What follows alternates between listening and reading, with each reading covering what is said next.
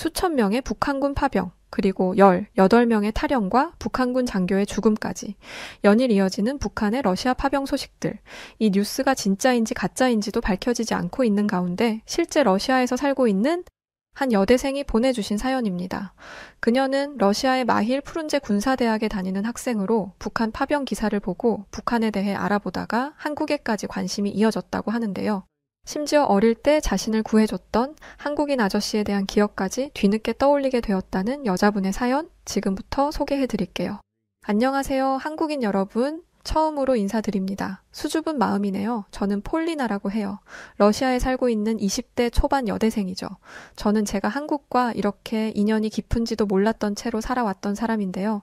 우연한 계기로 한국이라는 나라에 깊이 알게 되면서 이 사연을 보내게 되었습니다. 제 이야기를 시작하려면 제일 먼저 북한군에 대한 이야기부터 해야 할 것 같아요. 얼마 전 저는 학교에서 친구들과 대화를 나누던 중 북한군이 러시아와 우크라이나 전쟁에 파병이 되었음은 물론 심지어 러시아에서 탈영을 하고 있다는 소식을 듣게 되었습니다. 저는 그래서 재빨리 해당 기사를 찾아보기 시작했어요. 저만 몰랐던 건지 이런 보도가 실제로 최근 여러 매체에서 아주 조용하게 퍼져나가고 있었는데요. 자세한 내막은 이랬습니다. 최근 보고에 따르면 북한 군인들이 러시아와 우크라이나 전쟁에 수천 명이나 파병되었고 그 중에서 일부 군인들이 이때다 싶어 탈영하고 있다는 소식이 전해졌다는 거였어요. 지금 10월 초에 이르러서는 약 18명의 북한 군인들이 러시아와 우크라이나 전선에서 탈영한 것으로 추정되고 있었고 전쟁 중 러시아와 협력하고 있는 상황에서 쥐도 새도 모르게 이탈한 것으로 보여진다고 했죠. 실제로 몇천 명이나 파병되었는지는 모르겠는데 순식간에 20명에 가까운 군인들이 탈영했다고 하니 이게 적은 숫자는 아니겠다는 생각이 들었어요. 성공한 인원이 18명이라면 시도한 인원은 그의 10배는 되지 않겠어요? 물론 언론에서는 이게 단순히 루머일 뿐이며 사실이 아니라고 이야기하고 있기는 한데 북한이 러시아의 군대를 파병했다는 보도는 러시아뿐만 아니라 서양 쪽 나라들에서도 지속적으로 언급되고 있는 데다가 최근에는 북한군 장교들이 우크라이나에서 미사일 공격으로 사망했다는 보고도 존재한다고 하니 사실 언론만 믿고 있기는 어려운 상태라고 할 수 있죠. 사실 저도 처음 그 기사를 읽었을 때에는 역시나 또 허투루 퍼지는 가짜뉴스일 거라고 생각했어요. 북한에 대해 몇 번 들어보기야 했었지만 사실 북한이 실제로 우리를 위해 전쟁에 참여할 거라고는 생각하지 못했었거든요. 러시아가 우크라이나를 상대로 굳이 지원군까지 필요한가 싶기도 했고 저는 평화로운 지역 쪽에 살다 보니 전쟁이 그렇게 와닿지 않기도 했었죠. 그렇다 보니 문득 이 기사를 읽으면서 도대체 북한이 뭐 하는 나라인지가 궁금해지더라고요. 북한은 도대체 뭐가 그렇게 잘난 나라길래, 뭐 어떻게 살고 있길래 남의 나라 전쟁까지 돕겠다고 나섰던 걸까? 우리 러시아보다도 잘 사는 나라인가? 러시아보다도 강인한 걸까? 근데 왜 북한 군인들이 굳이 위험을 무릅쓰면서 저렇게 죽기 살기로 탈영까지 결심했을까? 이 모든 질문들이 머릿속을 맴돌고 있었습니다. 미하일 푸른제 군사학교에 다니는 학생이었지만 이제 20대의 어린 머리를 가졌고 사실 북한에 대해서는 우리 러시아와 긴밀한 국가라는 것과 TV에서 가끔 보면 늘 셀 수 없이 많은 북한 사람들과 군사무기들의 행렬이 다였기에 그 나라의 깊은 내막을 몰랐어요. 원래 평소 군사에 대한 것만 좋아했지 정치 같은 것에 관심이 있는 편은 아니었지만 저는 결국 궁금함을 이기지 못하고 집에 오자마자 북한에 대해 조사하기 시작했어요. 그런데 북한을 조사하기 시작하자마자 온갖 무서운 단어들이 튀어나오기 시작하더군요. 세뇌, 억압, 그리고 처형. 잠깐, 처형이라고? 저는 깜짝 놀라 그 기사를 먼저 읽기 시작했습니다. 최근 북한에서는 약 30명의 학생들을 한국 드라마를 시청했다는 이유 단 하나만으로 사람들이 모두 보는 앞에서 공개적으로 처형하기도 했다더군요. 겨우 한국의 드라마를 봤다는 이유로 말이에요. 학생들은 USB를 통해 남한에서 넘어온 드라마를 몰래 보다가 적발되었고 무려 북한 정부에서 직접 나서서 이 학생들을 처형했다고 합니다. 반동사상 문화 배격법이라고 하는데 법의 이름이 강하다고 해봐야 얼마나 강하다고. 세상에 이렇게 한참 크는 학생들을 고작 그깟 드라마 몇 편 때문에 보란듯이 생명을 빼앗아 버릴 수가 있나요? 그 학생들의 부모와 가족들이 그 장면을 보고 있었을 텐데 말이에요. 그 학생들이 드라마를 보면서 뭐 얼마나 대단한 걸 꿈꿨겠어요? 그래봐야 그냥 신기하고 재미있고 궁금하니까 봤던 것 뿐이겠죠. 지금 제가 이렇게 기사를 찾아보고 있는 것처럼 말이에요. 저는 그 기사를 보면서 생각했어요. 이 학생들은 어른들의 비열한 힘자랑에 어쩌면 희생당한 것과 다름없다라고 말이에요.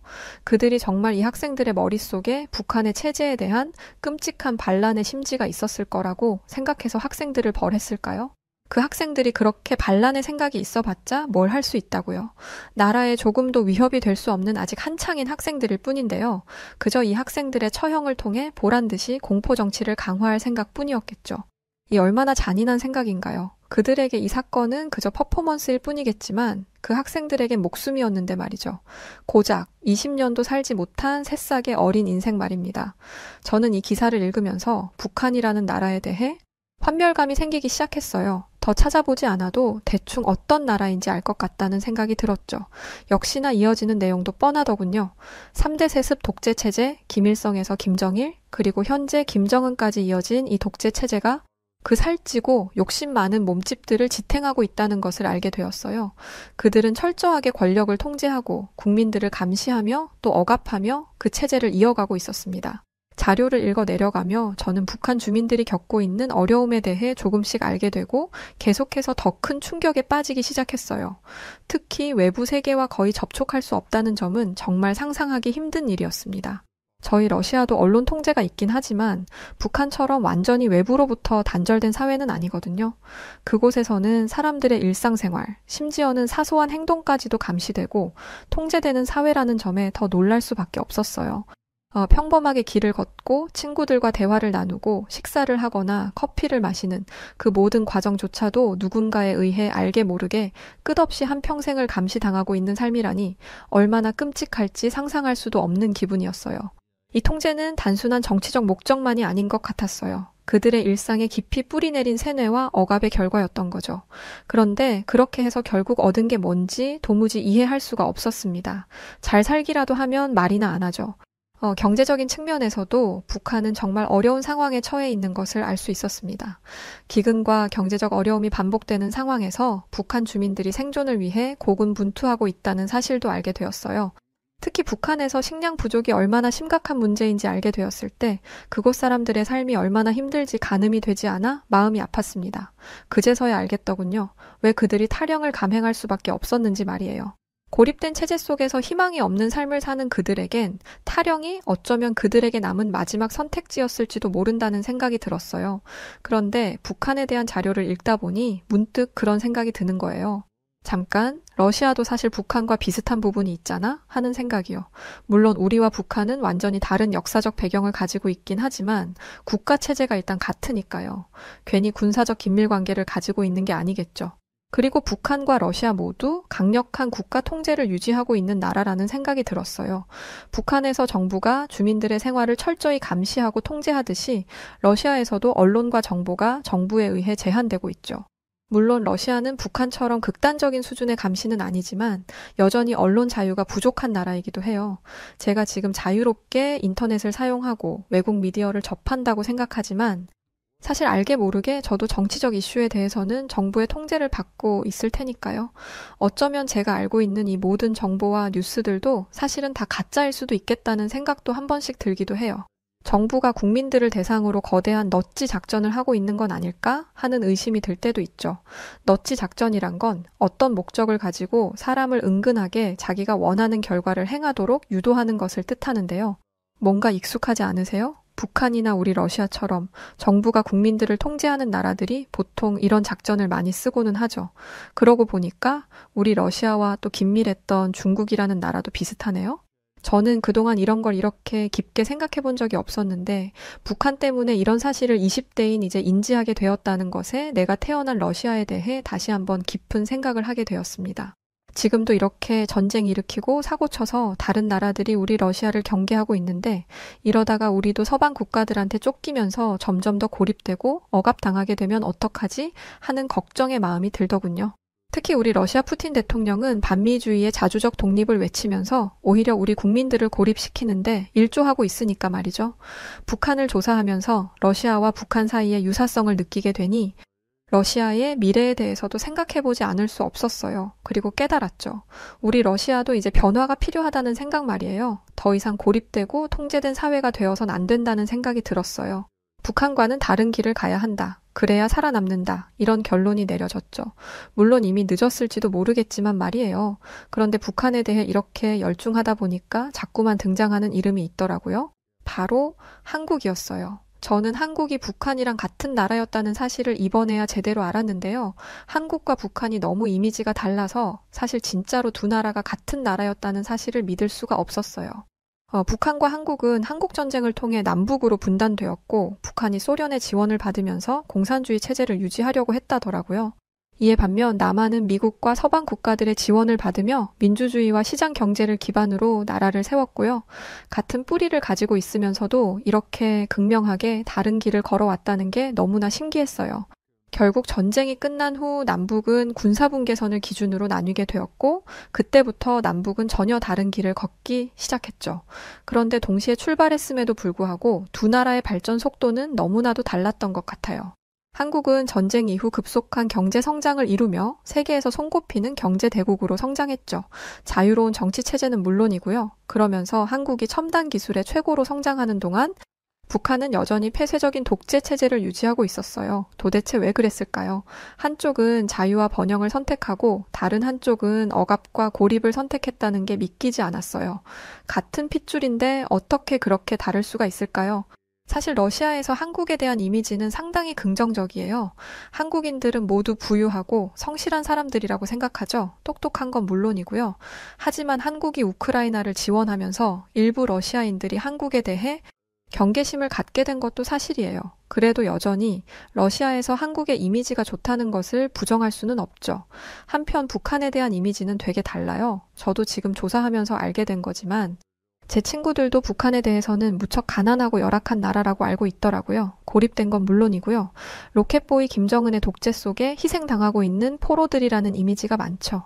한국과 북한을 비교할 때 한국은 성공적이고 개방적인 국가로 북한은 고립되고 억압적인 사회로 인식되는 경향이 강한 것 같았어요. 주변만 봐도 그래요. 제 주변이나 친구들 주변이나 한국인 친구가 있다거나 최소한 한국인들과 온라인상으로 대화를 나눠본 친구들은 꽤 있었지만 북한 사람과 이야기를 나눴다는 사람은 한 명도 본 적이 없거든요. 아니, 아마존에 사는 원시인이 아니고서야 요즘 세상에 이렇게 다른 나라 사람과 단 한 번도 소통하지 못한 채 평생을 살아가야 하는 나라가 있다는 게 말이 되나요? 그야말로 판타지가 따로 없는 것 같아요. 저야 웃으면서 얘기하지만 진짜 그 나라에 사는 사람들은 얼마나 힘들까 싶기도 하고요. 한국과 북한에 대해 알아보기 시작하면서 제게 든 또 한 가지 생각이 있었어요. 그래, 북한 사람들은 그렇다 치자. 그럼 한국인들은 어떤 사람들일까? 그래서 한국인들과 직접 대화를 나눠보자는 결심을 내렸죠. 한국인들은 어떤 생각을 하고 사는지, 어떤 성격을 가지고 있는지 궁금하더라고요. 특히 북한에 대해서도 무슨 생각을 하는지 정말 알고 싶었고요. 하지만 문제는 방법이었죠. 어떻게 한국인을 만날 수 있을까?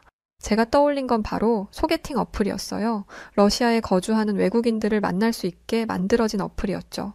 이런 어플에 이상한 사람이 많다고 해서 그동안은 해본 적이 없었는데 왠지 한국인이라면 안 그럴 것 같다는 이상한 자신감이 들었어요. 그런데 아무리 어플을 뒤져도 한국인이 없더라고요. 실망한 저는 한국인들도 북한 사람들처럼 폐쇄적인 면이 있나 하는 생각이 들었지만 포기할 수 없었죠. 그리고 그렇게 며칠을 찾아 헤맨 끝에 저는 학교 근처에서 드디어 한국인과 매치가 될 수 있었어요. 그의 이름은 최대호였어요. 재미있는 이름이었죠. 비록 저보다 2살 나이는 많았지만 저는 대호 씨에게 묻고 싶은 것이 너무나 많았기에 대호 씨를 졸라서 단박에 만날 약속을 잡았지요. 이윽고 그와 처음 만나는 날 저는 호기심 반 기대 반의 마음으로 신이 나서 약속 장소에 나갔어요. 그는 저보다 먼저 나와 있더군요. 처음 얼굴을 마주한 대호 씨는 분명 나보다 나이가 2살 많았는데 굉장히 어려 보였어요. 저보다 동생 같더라고요.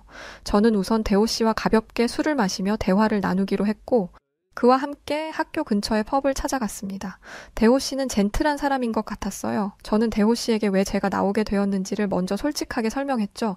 이런 기사를 읽었고 이에 대해 대호 씨를 비롯한 한국인들이 어떻게 생각하는지가 궁금하다고 말이에요. 어플로 한국인 찾기가 너무 어려웠는데 이렇게 만나게 돼서 정말 반갑다고도 말했어요. 그런데 알고 보니까 한국인 대학생들이나 한국인 자체가 이런 어플을 잘 안 한다고 하더라고요. 사실 이런 거 없이도 친구도 많기도 하고 원래 한국인들이 공동 생활에 익숙해서 많은 사람들과 잘 어울린다고 하더라고요. 저는 대호 씨의 친절한 태도에서 왜 그런지를 단박에 느낄 수 있었습니다. 이윽고 그는 북한의 파병과 탈영 이야기에 대한 자신의 생각을 말해주기 시작했어요. 사실 한국인들이 이 문제를 받아들이고 언급하는 것은 상당히 조심스러운 일이라고 하면서 말이죠. 아직도 한국에는 이산 가족들이 남아있고 그들의 상처가 있기 때문에 함부로 말하지 않으려고 한다고요.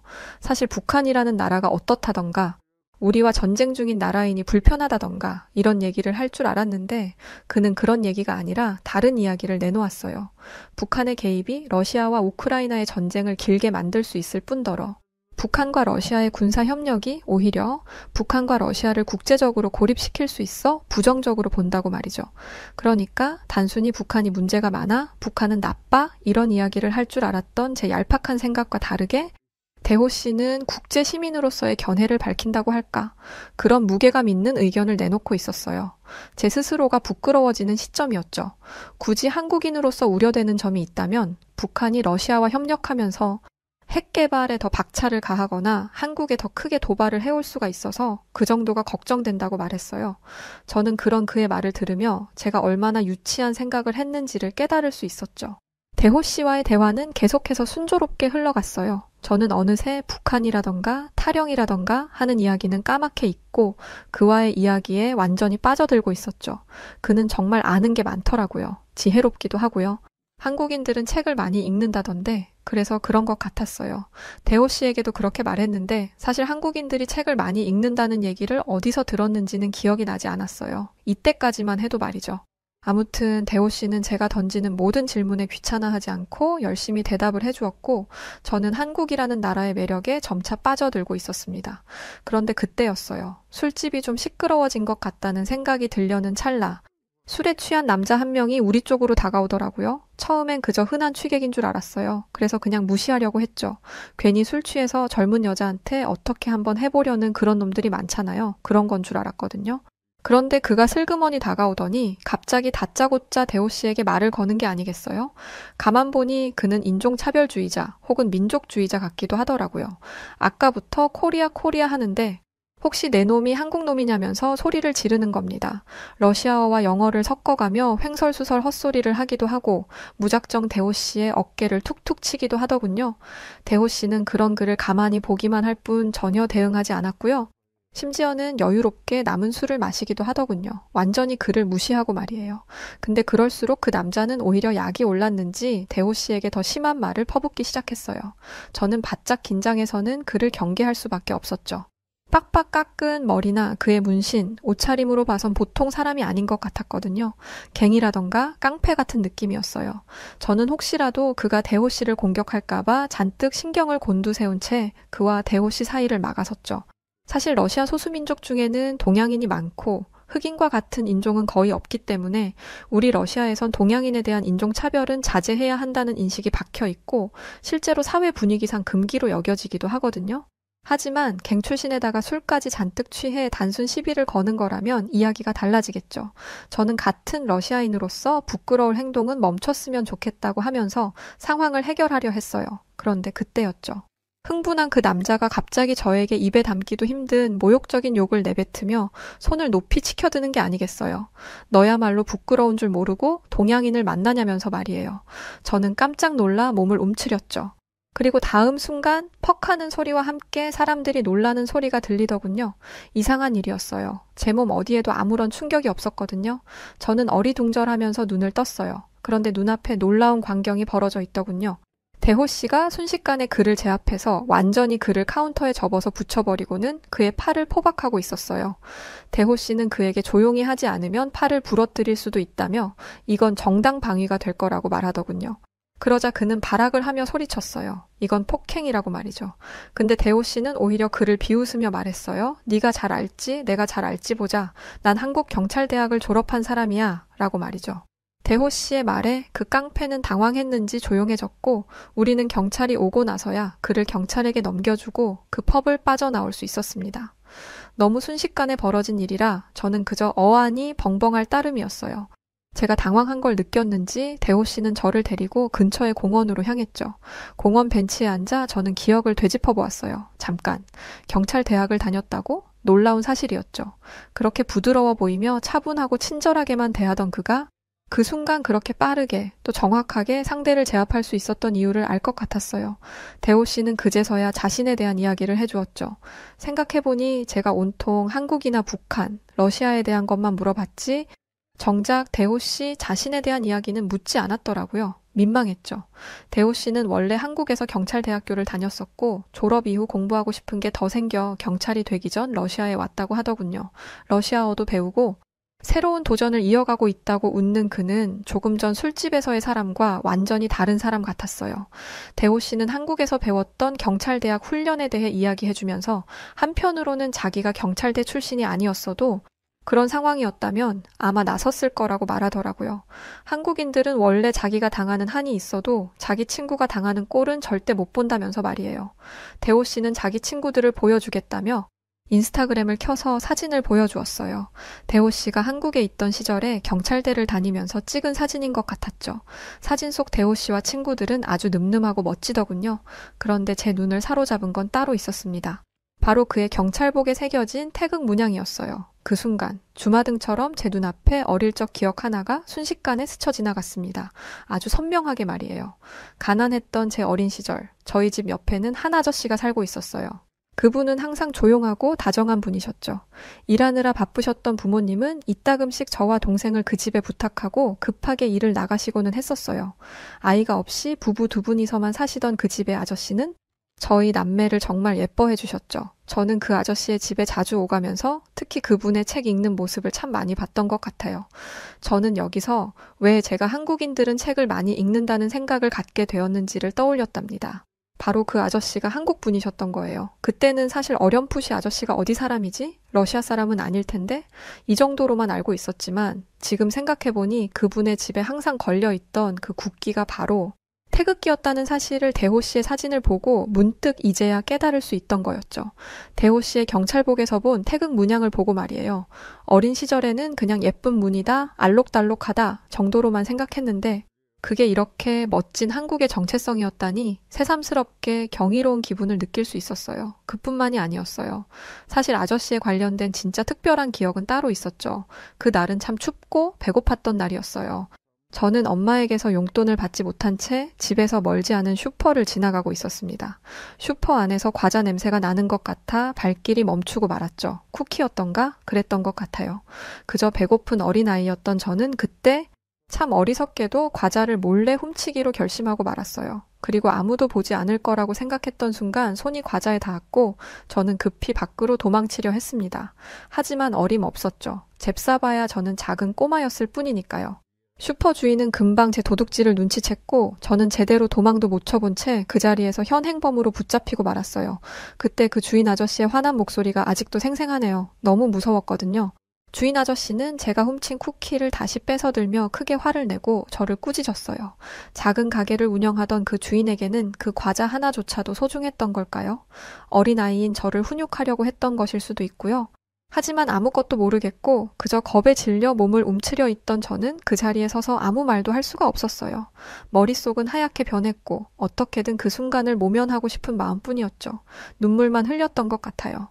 그런데 바로 그때 그 한국인 아저씨가 등장했어요. 길을 지나던 중이었던 그는 울고 있는 저를 보고 조용히 다가와서는 슈퍼 주인에게 차분한 목소리로 이야기를 건넸죠. 아이가 그저 배가 고파서 그랬나 봐요.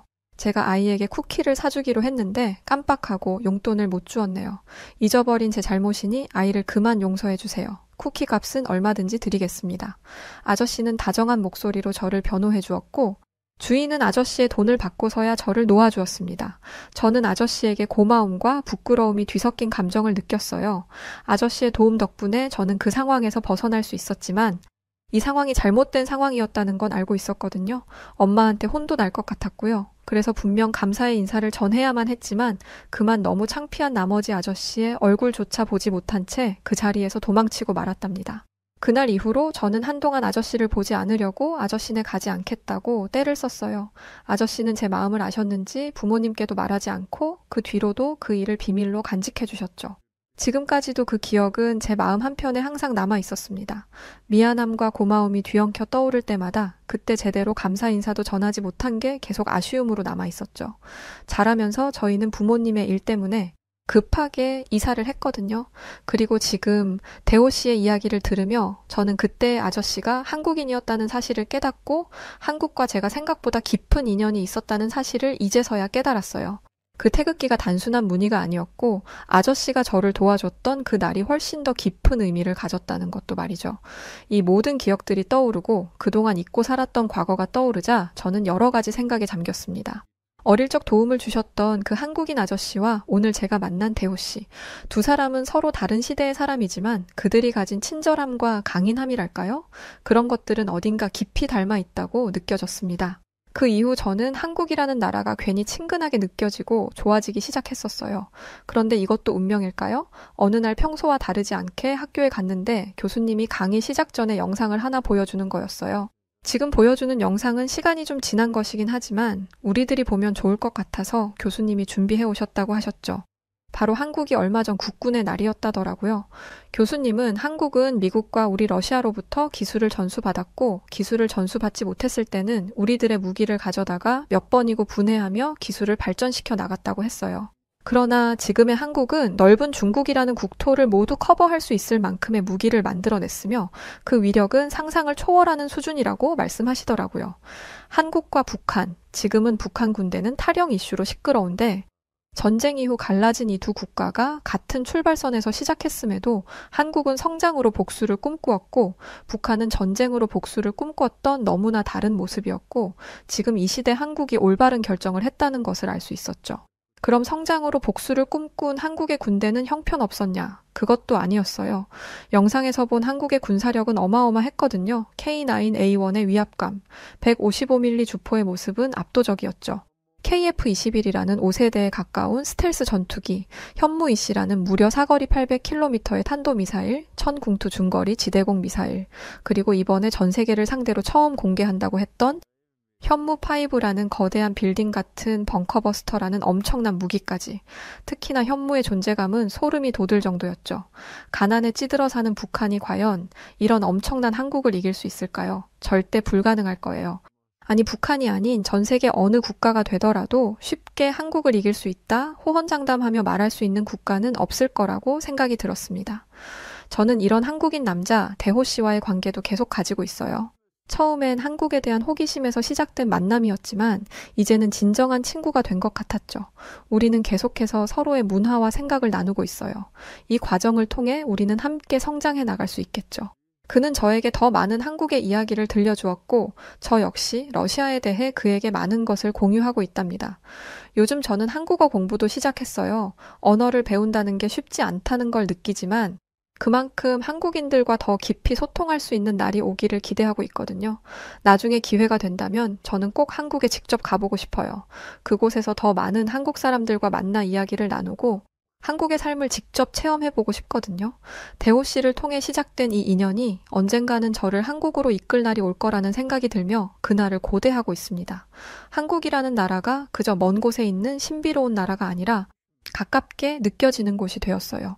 사람은 모두 다른 배경과 이야기를 가지고 있지만 그 안에 있는 인간적인 따뜻함과 공감이라는 것은 모두에게 똑같은 것이니까요. 앞으로도 저는 새로운 만남과 경험을 통해 더 많은 것들을 배우고 저 자신도 더 나은 사람으로 성장해 나가고 싶습니다. 한국과의 이 소중한 인연을 계속 이어나가면서 말이에요. 제 이야기를 들어주셔서 감사합니다. 여기 한국의 병원 한복판에서 병원 직원과 실랑이 중인 외국인 여성이 있습니다. 직원이 건네준 병원비 내역서를 펄럭이며 화를 내고 있는 그녀. 한 손에는 병원비 내역서를, 다른 한 손에는 어린아이의 손을 잡고 있는 그녀에게 대체 무슨 일이 벌어진 걸까요?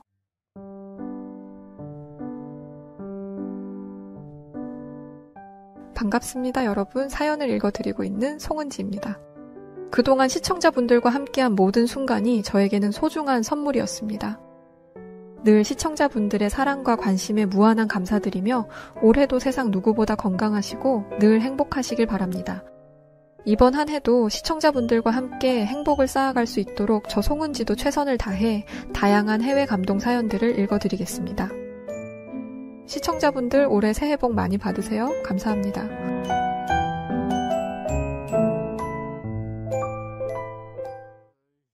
안녕하세요. 저는 프랑스 동남부 해안가 주변에 위치한 모나코라는 공국에서 온 카밀라라고 합니다. 저는 프랑스에서 태어나 프랑스에서 자란 뼛속부터 프랑스인인데요. 프랑스 대학으로 유학을 온 모나코 출신의 남편과 만나서 결혼을 하게 되면서 모나코로 건너가 살게 되었습니다. 또 결혼한 지 얼마 되지 않아 남편과의 사이에서 사랑스러운 아들까지 얻었죠.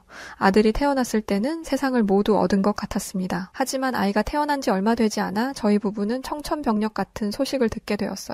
바로 아이의 신장에 문제가 있다는 것이었죠. 저희는 의사에게 아이의 몸이 정상으로 회복될 가능성을 물었습니다. 그리고 의사는 가능성이 없는 건 아니지만 매우 희박합니다. 라고 대답했었죠. 아주 적은 확률이었지만 저희 부모는 포기하지 않았습니다. 모나코에 있는 모든 병원을 돌아다녔고 제 고향인 프랑스로 건너가서 좋은 의사라 이름난 사람들은 전부 만나봤습니다. 하지만 아이의 건강은 회복되지 않았어요. 그 어떤 의사도 아이에게 딱 맞는 좋은 치료법을 제시하지 못했습니다. 여러분도 아시겠지만 유럽 국가의 병원비는 상상 이상이에요. 아이가 아프다는 이야기를 듣자마자 저는 일을 그만뒀고 아이를 데리고 병원을 다니는 데 집중했죠. 당연히 소득은 줄었고 새 가족의 생활비와 아이의 병원비를 버는 것은 온전히 남편의 몫이 되었습니다. 남편은 자신이 할 수 있는 일이라면 뭐든지 했어요. 그리고 아이는 아버지를 그리워하며 인생의 3분의 2 이상을 병원에서 보내야 했습니다. 그러던 어느 날 남편이 쓰러졌다는 연락을 받게 되었습니다. 그리고 제가 남편을 찾아갔을 때 남편의 숨은 이미 끊어진 상태였습니다. 오랜만에 본 남편의 얼굴은 매우 야위어 있었어요. 저는 남편이 갑작스럽게 세상을 떠나게 된 이유가 잠도 제대로 자지 못하고 밥도 제대로 먹지 못하며 일만 했기 때문이라고 생각합니다. 그래서 남편을 떠올리면 지금도 마음이 참 아파요. 남편을 그렇게 보냈지만 저에게는 슬퍼할 여유조차 없었습니다. 저에게는 남편이 선물로 주고 간 아이가 있었으니까요. 제가 살던 모나코는 세계에서 두 번째로 작은 나라입니다. 인구도 3만 명에 불과하죠. GDP는 64억 달러로 세계 148위 정도이기는 하지만 1인당 GDP는 16만 6천 원으로 세계에서 가장 부유한 나라이기도 합니다. 기후도 온화해서 많은 사람들이 관광을 목적으로 찾아오고 실제로 관광 수입이 굉장히 높은 나라인데요. 이 때문에 모나코는 살기 좋은 나라라는 평을 받고 있습니다. 그런데 이런 수치들은 저와 연관이 없는 것들이었어요. 남편도 세상을 떠났고 저는 직장을 그만둔 지 오래였죠. 돈을 버는 족족 병원비로 쓴 탓에 모아둔 돈도 없었습니다. 그렇다고 나라에서 지원이 넉넉한 것도 아니었어요. 결국 저는 생계를 위해 일을 해야 했습니다. 이때부터는 생존의 문제였어요. 아이의 병을 낫게 하기 위해 일을 하는 것을 넘어서 저와 아이가 굶어 죽지 않게 발버둥 쳐야 했죠. 그래서 저는 어쩔 수 없이 남편과의 추억이 깃든 모나코를 떠났습니다. 프랑스에는 부모님이 계시니까 아이를 두 분에게 맡기고 일을 할 수 있을 거라고 생각했거든요. 하지만 한 가지 걱정스러웠던 것은 제 부모님이 제 생각처럼 저희를 반겨주실까에 관한 것이었습니다. 저희 집안도 그리 넉넉한 편은 아니었거든요. 프랑스에 도착해서 부모님에게 저와 아이의 상황을 말씀드렸을 때 제 우려는 현실이 되었습니다. 프랑스의 개인주의가 얼마나 심한지는 프랑스 사람으로서 너무나 잘 알고 있었지만 부모님마저 그러실 줄은 몰랐어요. 저는 프랑스에 도착하자마자 제가 프랑스를 떠나야 함을 확신했습니다.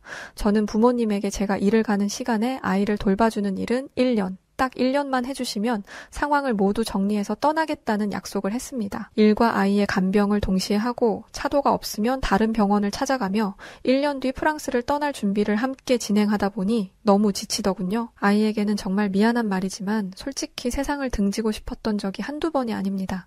그럴 때마다 남편과 아이를 생각하며 버텼어요. 그런데 저를 더 힘들게 한 건 체력적인 한계가 아니었습니다. 아이의 상태가 좋아지기는커녕 오히려 악화되고 있었던 것이었어요. 부모님에게 약속했던 1년이 지났고 이젠 어디로 떠나야 할지를 정할 때가 되었습니다. 어느 나라로 가야 할지 정할 때 고려했던 1순위는 의료체계가 잘 구축되어 있는가였고 2순위는 아이가 살기 좋은 나라인가 였어요. 아이의 건강이 나아질 기미가 안 보였기 때문에 의료체계를 보는 것은 당연했고 아이가 살기 좋은 나라인지가 중요했던 이유는 아이가 나이를 먹으며 성장했기 때문이었습니다. 인생의 대부분을 병원에서 보냈던 아이는 평범한 또래 아이들의 삶을 너무나 부러워했어요. 병실 안에서 보는 풍경이 이 세상의 전부라고 생각하는 아이를 보니 가슴이 찢어지듯 아프더군요. 그래서 저는 아이가 병마에게 눌려 마땅히 행복해야 할 어린 시절을 우울하게 보내지 않도록 아이가 살기 살기 좋은 나라로 가기로 결정했습니다. 검색도 하고 책도 읽고 주변 사람들에게 우선순위들을 말하니 모두가 입을 모아 스위스를 이야기하더라고요. 스위스는 세계에서 살기 좋은 나라 5위였고 제게 익숙한 유럽에 속해 있는 나라였기 때문에 저는 스위스로 떠나기로 했습니다. 아이가 태어나고 어린 시절을 보냈던 모나코는 앞서 말했듯 세계에서 두 번째로 작고 인구도 3만 명에 불과했지만 그런데 스위스는 달랐어요. 인구는 885만 명이 넘었죠. 모나코의 295배 규모였습니다. 또 자연경관이 얼마나 웅장한지 저와 아이는 스위스의 풍경을 보며 입을 다물지 못했습니다. 비행기에서 바라본 스위스의 풍경을 본 아이의 표정에는 경이로움이 묻어나 있었고 저는 아이와 함께 스위스에 오기로 결정한 것이 제 인생의 가장 훌륭한 결정이라고 생각했죠. 하지만 이 마음은 얼마 가지 못했습니다. 스위스 병원에 진료비 내역서가 나왔거든요. 저는 진료비 내역서를 보고 눈만 껌뻑껌뻑 감았다 떴습니다. 제 눈으로 보는 숫자가 너무나 비현실적으로 느껴졌거든요. 아이가 병원에서 특별히 대단한 치료를 받은 것도 아니었습니다. 스위스의 환경이 너무 좋아서인지 스위스에 도착하고 나서 아이의 상태가 조금씩 호전되었기 때문에 도착하자마자 검사를 받고 검사를 위해 며칠간의 입원을 한 게 다였어요. 퇴원을 해도 좋다는 의사의 말에 잠깐 집으로 돌아왔다가 정기 검진을 위해 똑같이 잠깐의 입원, 검사를 한 게 다였습니다. 스위스의 병원의 병원비는 같은 처치를 했던 프랑스와 비교해서 10배가량 높았어요. 물론 프랑스에 비해 의료체계가 훨씬 잘 짜여 있었고 의사들의 실력 또한 월등히 좋았던 게 사실입니다. 하지만 아무리 그래도 이 정도 처치에 이런 금액이 나온다는 건 납득이 되지 않았습니다. 오랫동안 아이와 함께 병원을 다니면서 저도 어느 정도 병원비에 대한 감각이 생겼거든요. 부끄럽지만 저는 그제야 스위스의 살벌한 물가를 체감하게 되었습니다. 집 렌트비, 차 렌트비, 식비, 그 외 생필품의 가격 등 스위스는 외국인이 살 수 있는 환경이 아니었어요. 저는 프랑스처럼 1년이라는 시간 동안 스위스에서 살 수 있을 거란 생각을 제 머릿속에서 지워버렸습니다. 하지만 한동안 머물기로 생각하고 준비했던 곳에서 어떻게 한순간에 벗어날 수 있겠어요. 이리저리 정리할 것들도 많았고 무엇보다 다른 곳으로 다시 떠날 생각을 하니 눈앞이 캄캄했습니다. 또 세계에서 가장 부유한 나라로 불리는 모나코, 선진국 계열에 속해 있는 프랑스, 세계에서 가장 살기 좋은 나라 5위인 스위스에서도 적응하지 못한 제가 이보다 더 나은 나라를 선택할 수 있을지 그것 또한 고민이 되었죠. 제가 가지고 있던 걱정은 이윽고 두려움이 되어 저를 서서히 잡아먹어갔습니다. 우울증에 시달리며 스위스를 떠날 준비를 하고 있는데 제 가슴을 더욱 아프게 하는 건 다른 곳으로 또 떠나야 한다는 현실이 아니었어요. 그토록 좋아했던 나라를 떠나야 한다는데도 싫다는 소리 한 번 못하는 아이의 모습이었죠. 저는 아이를 위해서라도 정착할 나라를 찾아야겠다 마음먹었습니다. 스위스의 살벌한 병원비를 대기에는 제 능력이 너무나 부족했어요. 그래서 아이는 제대로 된 치료를 받지 못했습니다. 그나마 지금 현 상태를 유지하는 것에 만족해야 했죠.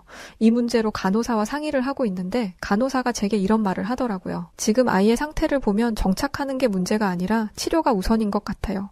치료에 전념해서 아이의 상태가 나아지면 이후에 정착할 곳을 찾는 게 어떨까요? 저는 간호사의 이야기를 듣고 추천해줄 나라가 있는지 물었습니다. 간호사는 주저하며 한 나라의 이름을 말했어요. 저는 고개를 갸우뚱했습니다. 이름을 들어는 봤지만 어떤 나라인지 배경 지식이 전혀 없는 곳이었거든요. 지금 어느 나라를 말씀하신 거죠? 간호사는 조심스럽게 입을 열었습니다. 한국이요. 저는 간호사에게 왜 그 나라를 추천하는지 물었습니다. 메디컬 코리아라는 말이 있어요. 의료 쪽으로는 최고 수준을 가지고 있는 나라죠. 저는 의아해하며 말했습니다. 스위스도 유럽에서는 의료 쪽으로 손꼽히는 나라고 세계 최고 수준의 의료 서비스는 미국 아닌가요? 제 물음에 간호사는 자신은 추천을 해줄 뿐 결정은 제 몫이라며 자리를 떠났습니다. 그래도 제 말을 한번 믿어보세요. 모두가 입을 모아 최고라고 말하는 데는 이유가 있으니까요. 저는 곧장 돌아가서 한국이라는 나라에 대해 알아보기 시작했습니다. 한국에 대해 알아볼수록 제 안에는 분노가 생겼어요. 그 간호사는 대체 무슨 생각으로 저에게 이런 나라를 소개해준 건가 화가 났죠.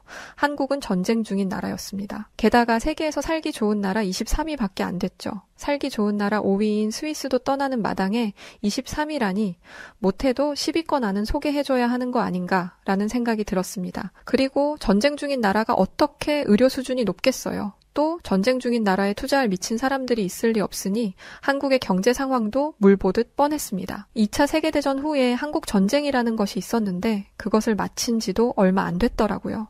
한 나라가 전쟁을 복구하는데 얼마나 오랜 시간이 걸리는지 교육을 통해 배웠던 터라 한국에 대한 이미지는 최악이었습니다. 당연히 한국은 제 머릿속에서 지워졌고 저는 그 어느 나라도 결정하지 못한 채 발만 동동거리며 시간만 보냈어요. 그러던 중 아주 우연히 한국에서 온 유학생을 만났습니다. 굉장히 깔끔했고 젠틀했으며 게다가 유식했죠. 제 기준 아시아 선진국은 일본이었기 때문에 저는 그 사람이 당연히 일본인일 거라고 생각했습니다. 그런데 놀랍게도 그 사람은 한국인이었어요. 저는 제가 한국에 대해 많은 걸 오해하고 있다는 걸 알았고 한국행을 결정했습니다. 물론 비행기 속에서도 불안한 마음이 한가득이었어요. 직접 본 게 아니었으니까요. 그 사람이 상위 1%인 사람이라 보통의 사람들이 사는 생활 방식을 모를 수도 있을 거라 생각했죠. 프랑스는 빈부격차가 정말 큰 사회 문제거든요. 지푸라기라도 잡은 심정으로 한국행 비행기를 타기는 했지만 너무나 불안했습니다. 그런데 비행기에서 내린 후 공항을 빠져나왔을 때 저는 제가 비행기를 잘못 내린 줄 알았어요. 한국의 공항은 너무나 깨끗했고 쾌적했습니다. 향기까지 나는 것 같더라고요. 유럽에 있는 공항을 가면 사람에게서 나는 특유의 채취 때문에 힘든 경우가 종종 있었는데 한국은 달랐습니다. 급하게 잡은 숙소를 가면서 보이는 건물들은 너무나 세련됐고 도로는 깨끗하게 정비되어 있었으며 길가에서는 노숙자와 약을 한 사람들을 찾아볼 수가 없었습니다. 골목골목으로 들어가도 마찬가지였어요. 길가에는 쓰레기가 없었고 사람들은 청결한 모습이었죠. 건물이 세련된 만큼 사람들의 옷차림이나 생김새도 너무나 훌륭했습니다. 급하게 잡은 숙소였음에도 청결했고 머리카락이 하나 나왔다는 이유만으로 직원은 선뜻 방을 바꿔주기도 했죠. 게다가 제가 아이와 함께 있는 것을 보고는 아이를 위한 간식거리도 개인적으로 챙겨주기도 했습니다. 당연히 유료라고 생각하고 돈을 건네려는데 직원은 손을 거세게 흔들며 이렇게 말했어요. 아닙니다. 아이가 오랜 비행으로 피곤해 보여서 챙겨준 것뿐이에요. 아이에게 이 정도는 당연하죠. 부디 편하게 쉬다 돌아가세요. 5성급 호텔도 아니고 길가에 널려있는 숙소에서 이런 대접을 받다니 한국에서의 첫날은 지금까지 거쳐온 어떤 나라와 비교해도 훌륭했습니다. 그런데 한 가지 문제가 생겼습니다. 새벽부터 열이 나기 시작하더니 다음 날에는 몸을 일으키기 힘들 정도의 심각한 독감이 찾아온 것이었어요. 저는 힘겹게 숙소 직원에게 연락을 했습니다. 그런데 연락을 받은 사람은 어제의 친절한 직원이 아니었어요. 저는 그 사람이 저를 도와주지 않을 거라고 생각했습니다. 그런데 정말 놀랍게도 그 사람마저 너무나 친절했습니다.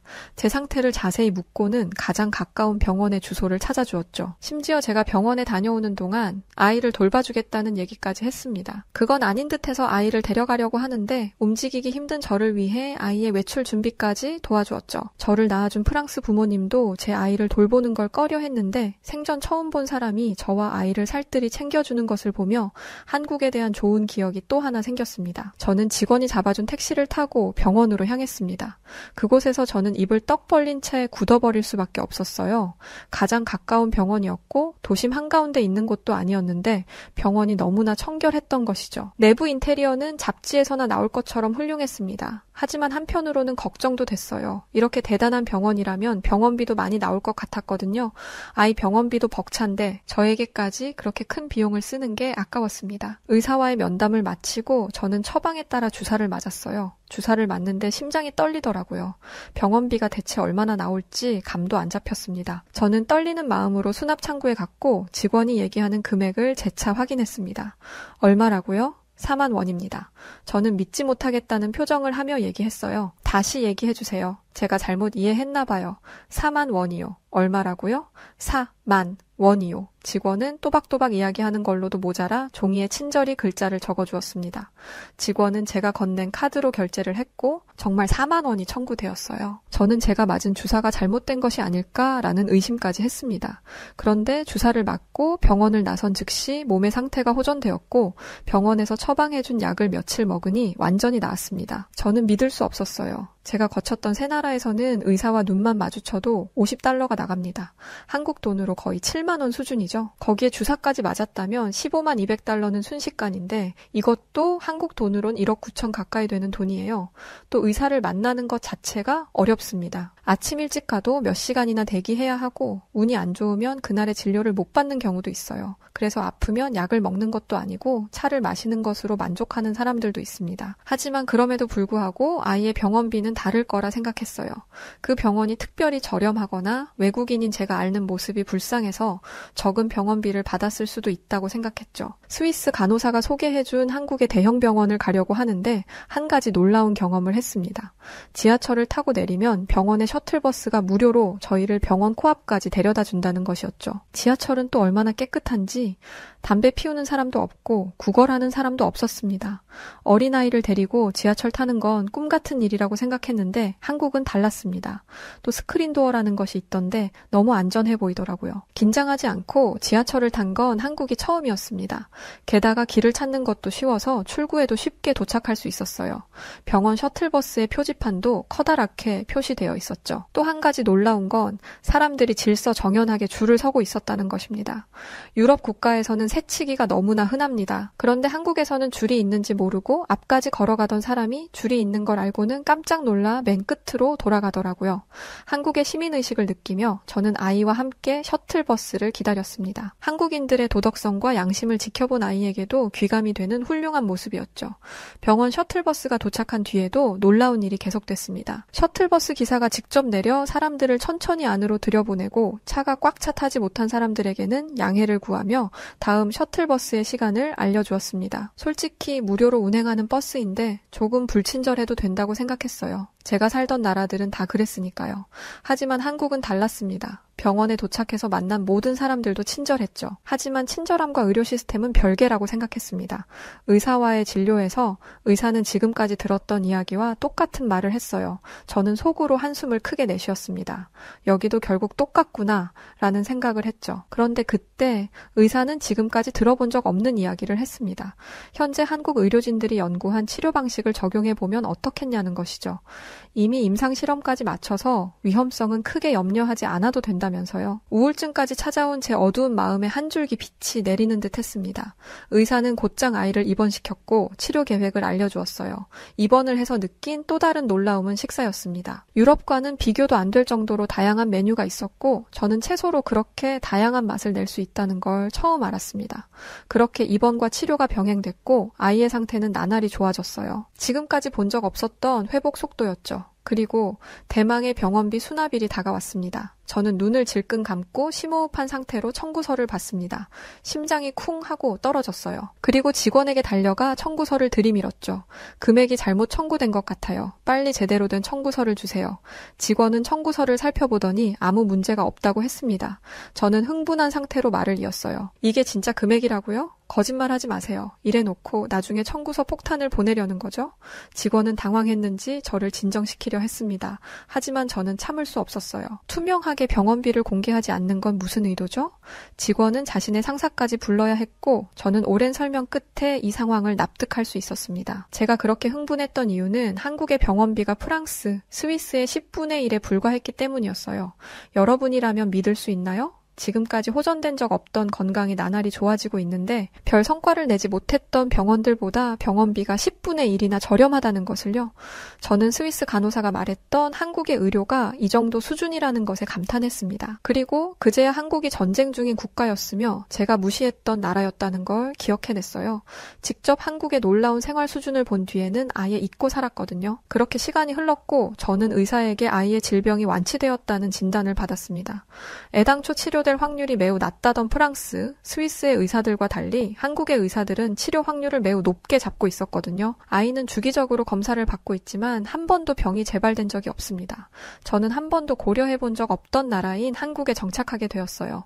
아이에게 더 나은 환경을 만들어주겠다는 다짐도 한국에서 실현할 수 있게 되었죠. 아이들이 부모의 도움 없이 스스로 학교에 걸어갈 수 있는 나라는 이 세상에 없을 것입니다. 그 정도로 한국의 치안은 안전했고 볼거리, 즐길거리뿐만 아니라 세계적으로 선진적인 IT 기술 등을 갖추고 있었기에 이 나라를 떠나는 건 손해라고 생각했어요. 지금의 저는 아이와 함께 한국으로 이민을 오기로 결정한 상황입니다. 아이의 목숨을 살려주고 동시에 제 삶도 구원해준 대한민국의 국민으로 살고 싶어졌거든요. 저와 아이에게 새로운 인생을 선물해준 한국 정말 정말 사랑합니다. 자, 오늘은 남편을 잃고 병에 걸린 아들을 살리기 위해 여러 나라를 거치다 결국 한국까지 오게 되었던 카밀라 씨의 한국 경험담을 담은 사연이었습니다. 오늘 사연 어떻게 들으셨나요? 오늘의 사연이 마음에 드셨다면 구독과 좋아요 눌러주시고요. 구독과 좋아요는 해외 다양한 감동적인 사연들을 소개해드릴 수 있는 힘이 됩니다. 그럼 지금까지 여우튜브 송은지였고요. 끝까지 시청해주신 모든 분들 감사합니다.